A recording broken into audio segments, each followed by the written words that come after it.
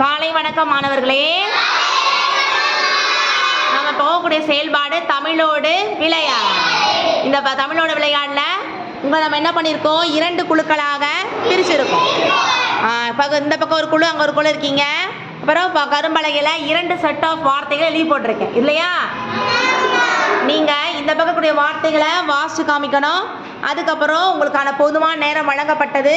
நீங்கள் ஈ வரிசை மற்றும் ஈ வரிசையில் தொடங்கக்கூடிய வார்த்தைகளை வச்சு ஒரு வாக்கியம் உருவாக்கியிருக்கணும். எங்க இந்த குழு எந்திரிச்சு பகுதி 1ல் இருக்கக்கூடிய ரீட் பண்ணுங்க, வாசிங்க.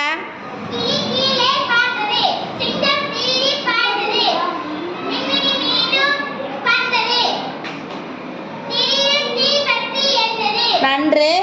அடுத்ததாக இந்த குழுல இருக்கவங்க அருகாமல் இருக்கக்கூடிய அந்த ஈ வரிசை கூடிய வார்த்தைகளை நீங்க வாசிங்க.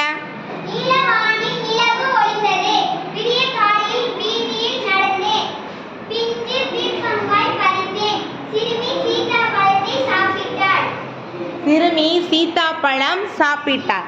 இப்போ இது நமக்கு கொடுக்கப்பட்ட ஈ வரிசை மற்றும் ஈ வரிசையில் தொடங்கக்கூடிய வார்த்தைகளை வச்சிய ஒரு வாக்கியம். இப்போ நம்ம என்ன பண்ணியிருப்போம், உங்களுக்கு டைம் கொடுத்தாச்சு, நீங்கள் டிஸ்கஸ் பண்ணி ஒரு 4 சென்டென்ஸை நீங்கள் தயார் பண்ணியிருக்கீங்க.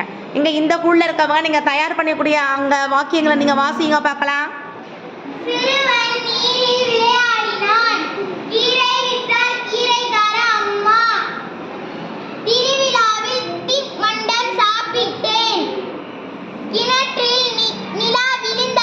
நன்று. இந்த குழுல இருக்கவங்க வாசிங்க.